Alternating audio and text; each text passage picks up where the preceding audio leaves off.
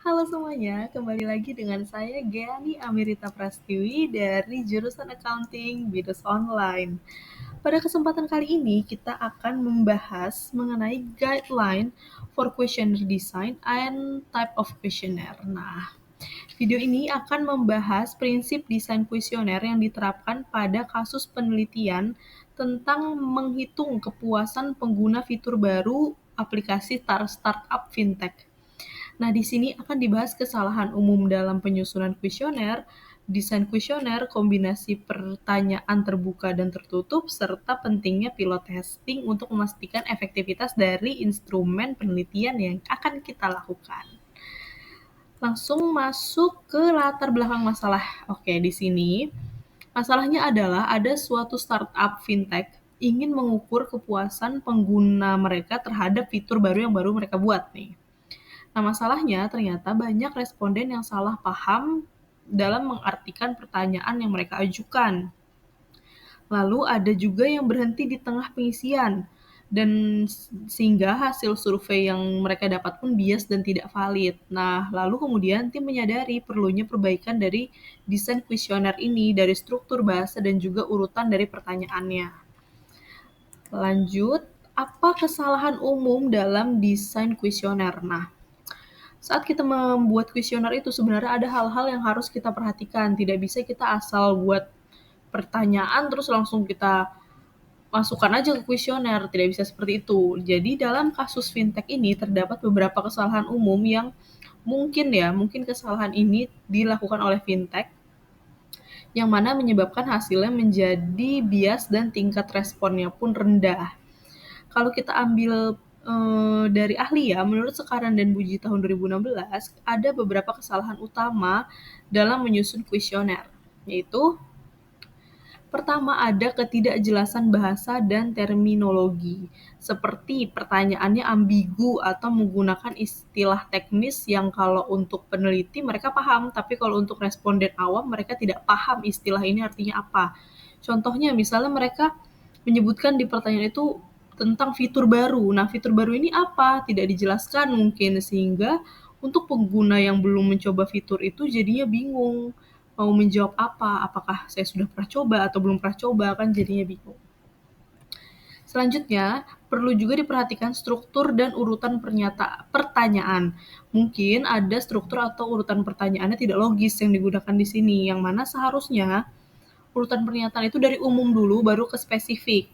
Namun kalau dibalik atau jadinya campur aduk, nah responden itu bisa kehilangan fokus. Kalau sudah kehilangan fokus, jadinya mereka kehilangan motivasi juga untuk menjawab atau untuk menyelesaikan survei tersebut. Nah, ini pun menurut saya menjelaskan mengapa banyak responden yang berhenti di tengah jalan dalam pengisian survei. Selanjutnya, skala pengukuran yang tidak konsisten atau skala pengukurannya rancu. Nah, jika kita pakai skala Likert, itu mungkin tidak diberi label. Jadi kan kalau skala Likert itu 1-5. Mungkin hanya diberikan angka 1, 5, terus kita pilih tanpa diberikan penjelasan kalau misalnya 1 itu misalnya sangat puas, atau 1 tidak puas, 5 sangat puas. Nah, itu kan perlu diberikan informasi itu di surveinya, di kuesionernya. Nah, kesalahan yang seperti ini pun berdampak langsung pada validitas dan reliabilitas dari data yang kita dapatkan. Karena jawaban yang diperoleh itu jadinya tidak mencerminkan persepsi sebenarnya dari responden, begitu. Selanjutnya, pertanyaan ya, ini mengenai pertanyaan yang close-ended dan open-ended. Nah, ini memang perlu kita mengkombinasikan antara pertanyaan close-ended dan open-ended ini. Pertama kita jelaskan dulu, pertanyaan tertutup atau close-ended question itu digunakan untuk mengukur persepsi secara kuantitatif. Contohnya, kalau kita pakai skala Likert tadi, seberapa puas Anda terhadap kecepatan transaksi pada fitur baru ini, fitur apa misalnya. Nah, responden bisa menjawab 1-5. Misalnya 1 sangat tidak puas dan 5 itu sangat puas. Nah, di situ kan kita bisa dapat data yang kuantitatif ya, ada angkanya. Nah, kelebihan dari pertanyaan seperti ini adalah mudah untuk dianalisis secara statistik karena angka dan efisien juga dalam waktu pengisiannya begitu. Lalu bisa juga pertanyaannya terbuka atau open-ended question, yaitu digunakan untuk menggali alasan dan konteks di balik angka ini gitu. Misalnya dia menjawab satu, sangat tidak puas. Lalu apa yang membuat Anda menilai fitur ini seperti itu gitu? Apa yang membuat Anda merasa fitur ini jadi tidak bagus, jadi kalian tidak puas itu kenapa? Nah, yang sebenarnya pertanyaan ini memang memakan waktu karena responden harus menjawab, harus mengetik, harus menulis panjang alasan mereka. Tapi bagusnya adalah memberi ruang untuk responden juga untuk menjelaskan bagaimana pengalaman subjektif mereka dan juga tentu saja memberikan insight yang bagus sekali untuk kita meskipun tidak bisa diukur dengan angka, seperti itu.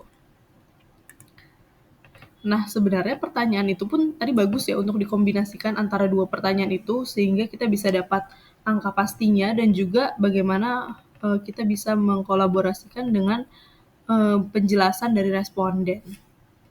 Selanjutnya yaitu kita lihat di sini ada manfaat dari pilot testing. Sebenarnya kita jelaskan dulu pilot testing itu adalah uji coba awal terhadap kuesioner sebelum kuesioner ini disebarluaskan. Tujuannya adalah bagaimana kita bisa menemukan kesalahan dari desain pertanyaan, desain kuesioner, bagaimana kita bisa memeriksa pemahaman responden, dan memastikan kalau instrumen yang kita taruh di situ itu berfungsi sesuai tujuan penelitiannya.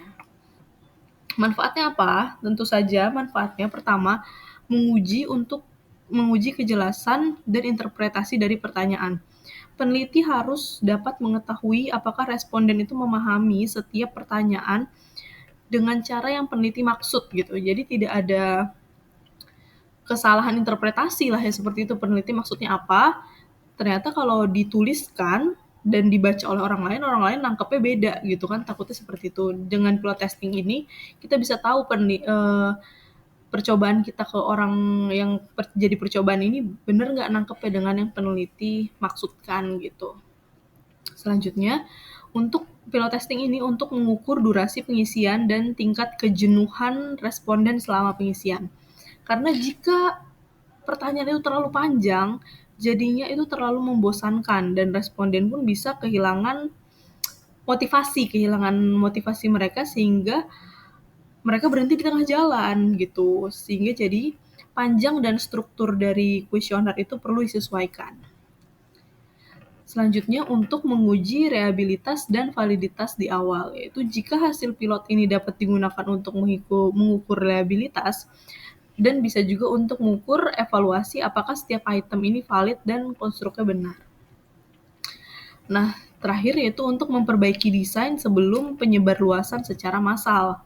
Jadi berdasarkan hasil dari pilot ini, peneliti bisa menyederhanakan kalimat, terus menghapus mungkin item-item atau pertanyaan-pertanyaan yang tidak relevan, juga bisa memperbarui urutan atau memperbaiki urutan dari pertanyaan sehingga lebih masuk akal dari umum ke khusus tadi. Nah, dengan demikian, pilot testing ini sangat penting karena berfungsi sebagai mekanisme atau kontrol awal yang mana memastikan bahwa kuesioner ini benar-benar efektif dan tidak membingungkan responden. Tujuan intinya itu. Baik, sampailah kita pada tahap kesimpulan. Baik, kesimpulannya yaitu desain kuesioner yang baik itu harus jelas, logis, efisien, dan relevan dengan tujuan dari penelitian yang mau kita lakukan. Kesalahan seperti kalimat yang ambigu atau kalimatnya terlalu panjang, serta strukturnya salah, itu bisa menurunkan kualitas data yang kita dapatkan. Lalu dengan menggabungkan pertanyaan yang tadi close-ended dan open-ended, itu kita bisa mendapatkan hasil atau jawaban yang lebih kaya dan lebih bermakna. Selanjutnya dengan melakukan pilot testing yang sistematik, juga bagaimana kita bisa mengetahui kalau kemungkinan besar survei kita ini akan berhasil lah seperti itu. Nah, dengan begitu peneliti pun dapat menghasilkan instrumen yang valid, reliable, bisa diandalkan, terus juga user friendly, dan pada akhirnya bisa meningkatkan keakuratan dan juga tentu saja meningkatkan keputusan bisnis dari data-data yang kita ambil seperti itu. Baik, terima kasih. Itu yang saya sampaikan pada kesempatan kali ini. Sampai jumpa.